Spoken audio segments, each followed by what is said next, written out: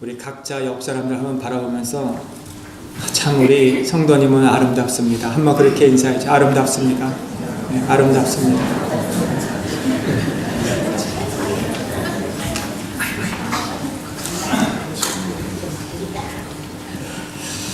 세상에서 참으로 정말 아름답고 복된 기관 둘이 있는데 그것은 가정이고 둘째는 교회입니다. 우리가 이 사람이요, 이 세상에 살아가면서 가정이 얼마나 귀하고 아름다운지 그건 더 말씀 안 드려도 우리는 잘 알고 있어요. 우리 그리스도인들이 아름답고 복되게 자라고 성장하기 위해서는 우리에게는 교회가 있어야 된다는 것. 왜 주일마다 반복되는 것이지만 우리가 이곳에 모여서 함께 예배를 드립니다. 만약에 우리가 교회가 없다면 한번 생각해 보세요. 얼마나 우리 마음이 삭막해지겠어요.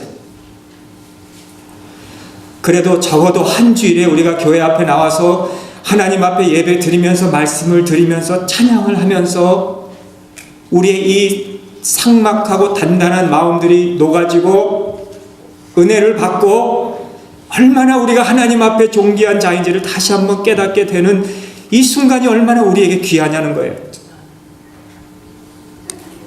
하나님이 우리를 그렇게 택하여 주셔서 교회의 한 일원으로 은혜를 주신 거예요.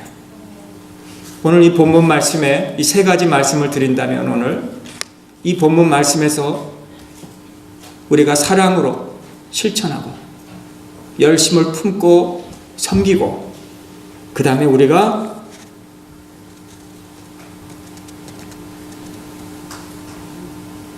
원수들에게 우리가 이 성도들에 대한 필요를 우리가 채워주라는 이 말씀이 오늘 이 본문을 통해서 우리가 은혜 받기를 원합니다. 첫째로는 사랑입니다. 로마서 12장 9절에서 16절은 성도들에 대한 사랑이고 17절에서 21절은 원수들에 대한 사랑인데요. 여러분, 주님이 우리에게 원수까지 사랑하라 그랬는데 여러분, 원수를 사랑하는 것이 얼마나 힘듭니까? 그런데 이 원수 사랑하는 것은 바로 우리가 성도들을 사랑하는 여기에서부터 우리가 시작돼야 된다는 거예요.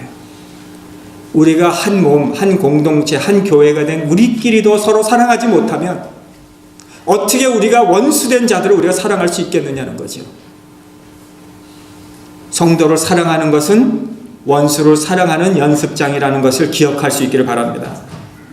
오늘 이 본문 9절 전에요, 3절에서 8절까지는 이 은사들에 대해서 많이 말씀해 주셨어요. 우리에게 각가지 은사를 하나님이 믿음으로 주셨는데 다 다른 은사, 예언의 은사, 가르치는 은사, 이 국리를 베푸는 은사, 섬기는 은사, 이 은사들을 말씀한 후에 9절에서 우리 무슨 말씀해 줘요? 사랑에 대해서 말씀해 주는 거예요. 우리가 주님이 너희가 나를 사랑하면 세상이 너희가 내 제자인 줄 알리라 말씀하신 것 같이 주님이 너희가 이 은사를 잘 사용하고 은사대로 잘하면 너희가 내 제자인 줄 알리라라고 말씀하지 않고 너희가 나를 사랑하면 이 세상이 제자인 줄 안다고 말씀하신 것 같이 여러분, 우리가 은사가 있기 전에는 우리에게 사랑이 있어야 된다는 것을 우리에게 말씀해 주고 있습니다. 평강교회가 우리 한결같이 이렇게 하나가 될 수 있는 비결은 무엇입니까? 은사가 아니라 사랑이라는 것을 우리에게 알려주고 있습니다. 우리 평강교회가 더 커지기를 바랍니다. 더 발전되고 부흥되기를 바랍니다. 이전에 우리가 더 사랑으로 하나 되기를 원합니다 라고 할 수 있는 우리 교회가 될 수 있기를 바랍니다. 여러분, 부흥되는 것보다 더 힘든 것은 서로 다 사랑하는 것이 힘들다는 거예요. 오늘 사도 바울은 9장에서부터 계속 언급한 것이 무엇입니까? 이 로마서 처음부터 시작한 것이 무엇입니까? 당신들은 유대인들인데 당신들은 하나님이 보내주신 이 예수님을 거절하고 부인했습니다. 그래서 하나님께서 이 이방인들을 사용해서 하나님의 백성으로 삼으셨습니다.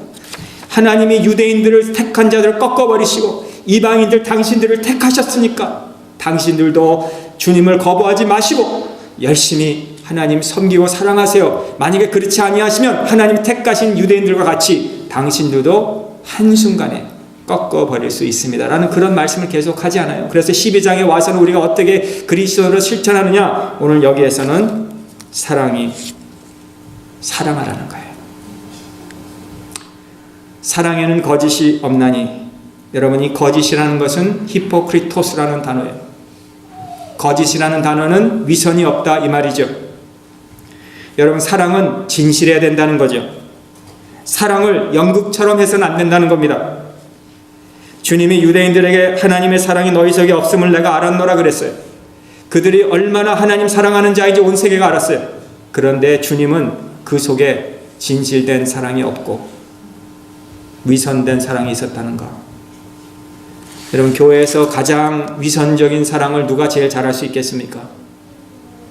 특별히 목사나 장로님들이나 우리 권사님들이 할 수 있겠죠. 연극처럼. 여러분, 우리 교회에 그런 사람 한 사람도 없기를 기도합니다. 진실된 사랑에 우리 성공할 수 있을까요?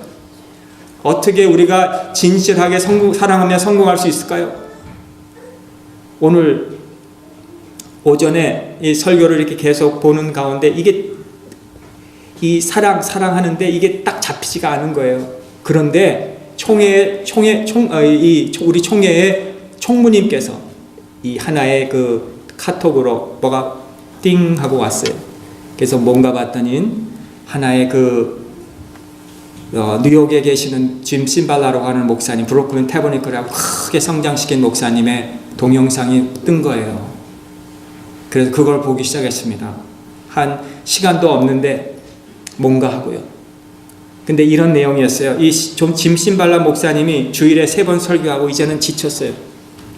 그래서 지쳐서 이제는 이런 계단 같은 데서 이제는 다 성도님들에게 기도를 받으실 분을 앞으로 나오라고 해서 기도하게 하시고 봉사자들은 막 섬기기도 하고,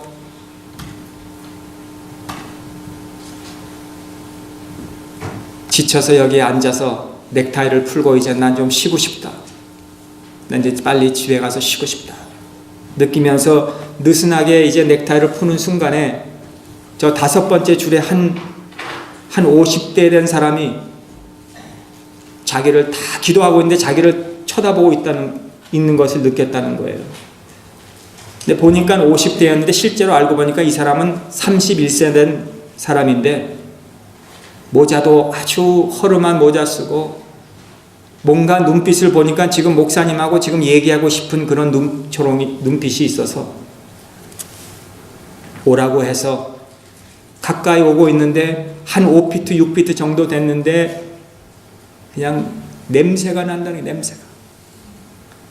세상에서 이런 악취를 맡아본 적이 없는 냄새. 그저 오줌, 땀, 똥 이거를 끓여가지고 그 섞인 그 냄새가 그 사람에게서 나온다는 거였어요.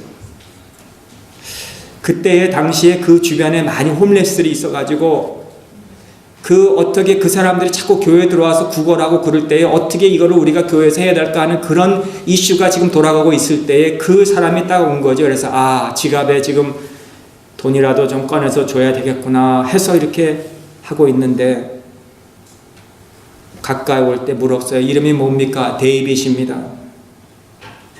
어디서 잤습니까? 어디 트럭 뒤에서 잤습니다. 그랬군요. 하면서 이렇게 대화를 하는데 그냥 너무 악취가 나서 정신을 차릴 수가 없을 정도로, 그래서 지갑에서 이렇게 한 5불짜리를 꺼내서 이렇게 주려고 하는데 저는 당신의 돈을 원치 않습니다. 저는 당신이 지금 말한 예수님을 원합니다. 그 순간 이 데이빗에 관한 것은 다 잊어버리고 그건 바로 이 데이빗이 필요한 예수님이 그에게 필요한 것이 아니라 바로 자기에게 필요하였다는 것을 그때에서 느끼게 되었다는 거예요. 그때 손을 들고 주님, 저를 용서하여 주시옵소서. 이 싸구려 목사를 용서하여 주시옵소서. 저를 도와주시옵소서. 얼마나 내가 불쌍한 사람인지를 그때 느꼈다는 거예요. 그리고 데이빗도 그것을 알았고 가까이 와서 서로 끼어안고 나도 울고 그도 울고 누가 더 심각한 자였는지 모를 정도로 하나님이 필요한 설교자, 하나님이 필요한 홈레스. 하나님은 그때 말씀하신 거죠. 교회가 어떤 모습인지에 대해서. 하나님이 이렇게 말씀하셨대요. 너 지금 이 냄새를 이해하니? 이 악취를 네가 이해할 수 있니? 이 냄새를 내가 이해하지 못하고 사랑하지 못하면 난 널 사용할 수가 없어. 여러분, 이런 인류는, 세상은요, 이런 악취를 품고 있는데 내가 예수를 보냈다고 우리 하나님이 그에게 말씀해 주셨다는 거. 내가 사랑하지 않으면 하나님이 우리를 사용하지 않는다는 거. 그래서 갑자기 그렇게 듣고 있는데 그 데이빗의 악취가 여자의 향수같이 향기가 났대요.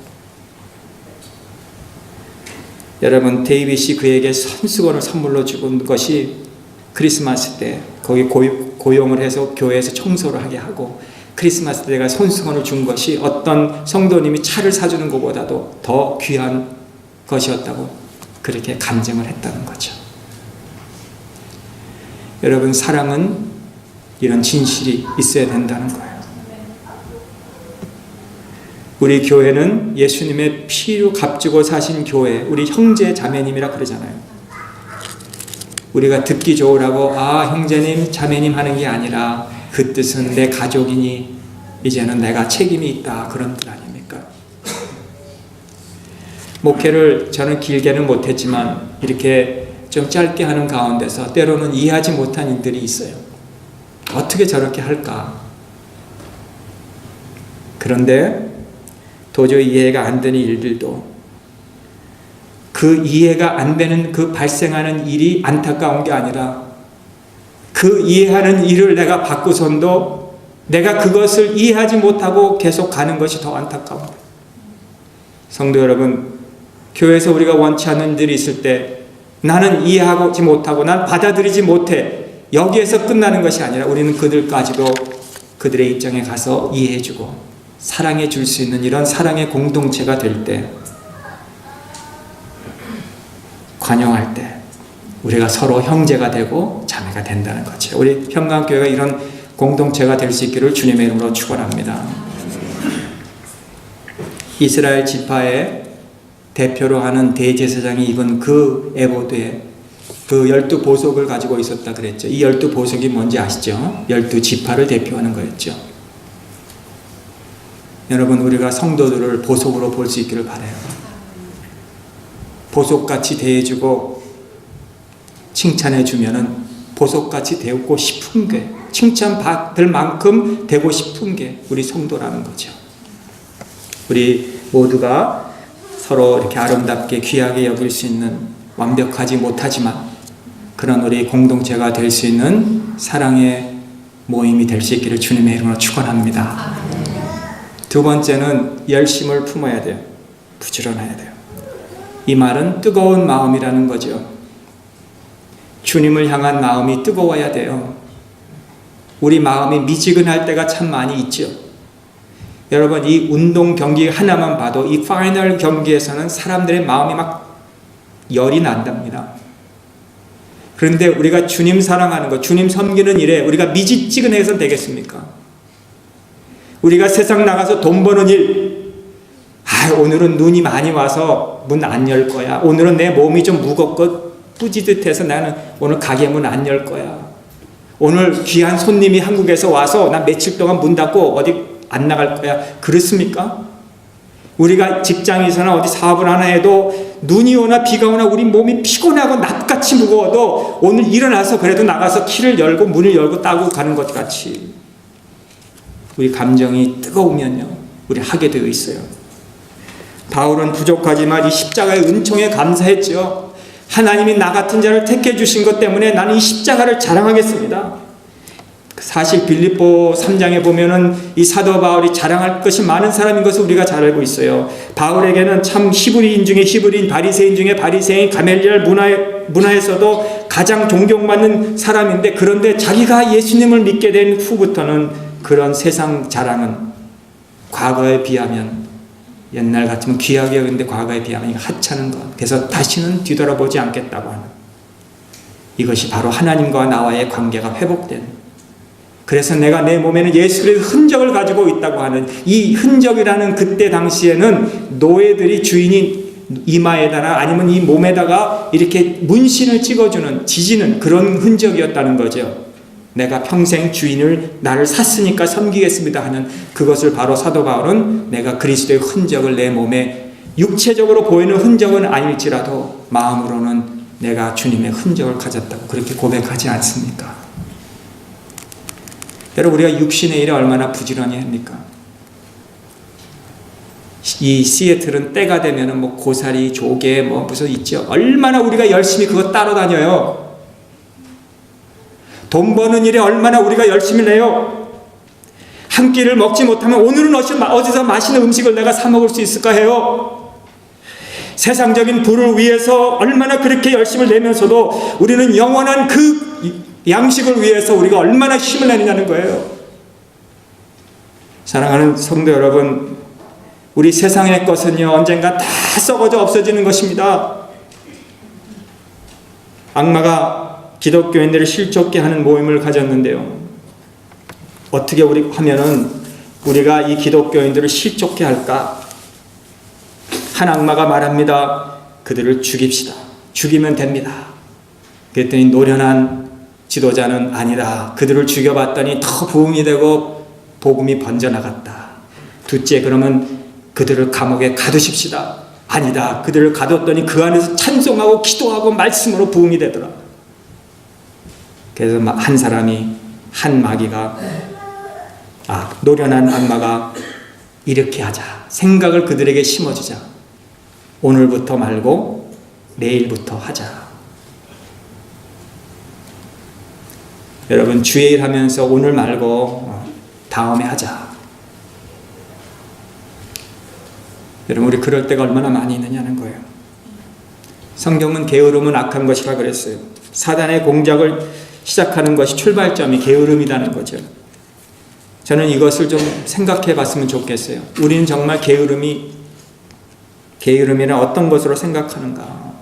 우리는 게으름을 말입니다, 무슨 생산적이지 못하고 무슨 그냥 빈둥빈둥 된다라고 생각하지만, 사실 성경의 게으름이라는 것은 하나님의 영광을 위해서 택함 받음에도 불구하고 하나님께 영광을 돌리지 못하고, 우리가 하나님이 우리에게 주신 목적이 있는데 그 목적을 빗나가는 것을 게으름이라 그렇게 말씀했어요. 우리 평강교회가 이런 열정으로 다시 회복되기를 주님의 이름으로 축원합니다. 바람과 함께 사라지다, Gone with the Wind. 마가렛 여사가 이 소설을 썼는데 얼마나 그 두꺼운 그때 썼겠어요. 그런데 아무도 출판해 주려고 하지 않아요. 이런 거 우리 못합니다. 7년을 걸렸대요, 출판하기까지. 근데 이 출판하기는 어떻게 됐냐면, 뉴욕에서 애틀랜타로 한번 내려온 그 어느 사장이, 레이슬이라는 사람이 그 애틀랜타로 왔는데 그 여사를 만난 거예요. 그래서 그 여사가 기차 타고 올라가는 그 뉴욕으로 가는 사람에게 이 원고를 주면서 제발 이거 한 번만 읽어봐 달라고. 그래서 그 원고를 받고 기차를 탔는데 뭐 읽어보겠어요? 그냥 눈 감고 지금 가고 있어요. 그런데 얼마 가다가 전보가 온 거예요. 그 기차 안에서 일하는 사람이, 아니 지금 이 여사한테 전보가 왔습니다. 뭐냐 보니까 첫 페이지만이라도 좀 읽어주세요. 첫 페이지만. 그런데도 안 읽고 간 거예요. 두 번 또 온 거예요. 전보가 좀 가다가. 첫 페이지만 제발 읽어주세요.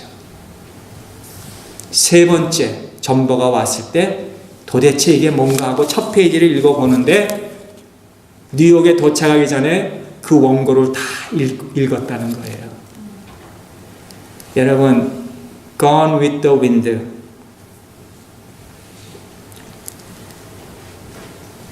한 페이지만 읽어주세요. 얼마나 이런 사람 예쁩니까?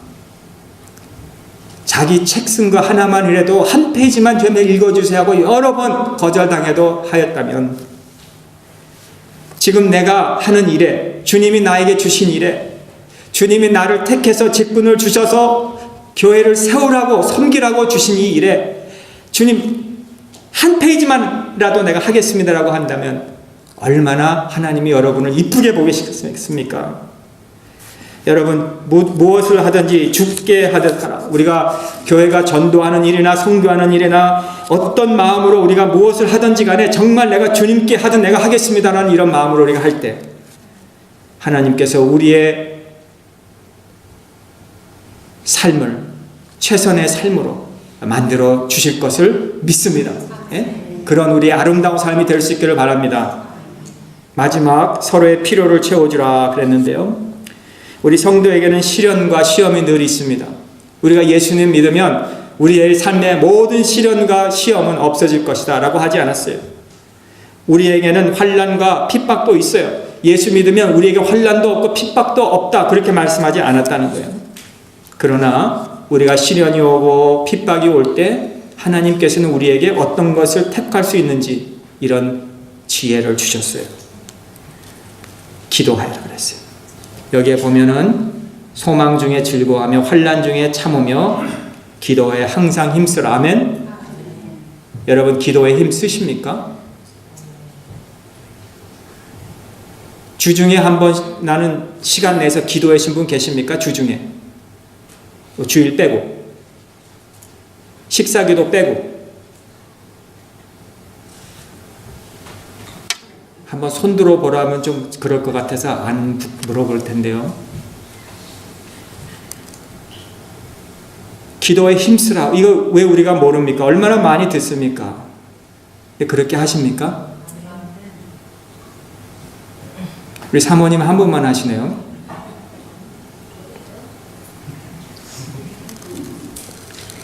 또 여기에 성도에 쓸 것을 공급하라.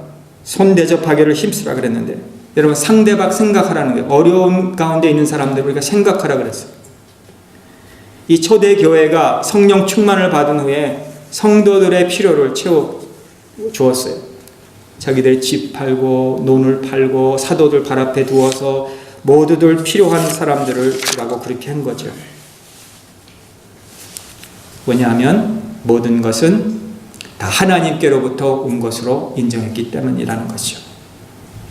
이사야 40장 20절에 너희는 하나님이 가라사대 너희는 내 백성을 위로하라. 정다히 위로하라. 여러분 우리 성도들을 서로 위로해 줄 수 있기를 바라요. 가만히 보면은요 우리 위로가 필요한 사람들 얼마나 많이 있어요. 우리가 그들의 위로를 해주는데 꼭 돈으로만 해주는 게 아닙니다. 우리 말 한마디라도 가시돋친 말을 하지 않고 위로하는 말, 격려하는 말, 칭찬하는 말을 우리가 얼마든지 해줄 수 있어요. 그렇게 하라는 거예요. 건강한 사람들은 병든 사람들을 위로해주고 우리가 건강한 것 같지만 항상 건강한 거 아니죠. 부한 사람들은 가난한 자를 위로해주고 우리가 항상 부한 게 아니에요. 우리가 도와줄 때도 있고 나중에는 우리가 가난해서 부한 자의 돈 받을 때도 있다는 거예요. 남을 위해서 슬퍼하는 사람이 복이 있다 그랬죠. 어려운 사람들 우리가 위로해주고 슬퍼해줄 수 있어야 되는 거죠. 남을 위로해주는 자는 나도 위로를 받을 것이라는 거죠. 여러분 아브라함이 고향을 떠나서 이 광야 생활을 하는데요. 지나가다가 나그네를 한때 대접한다 그랬죠.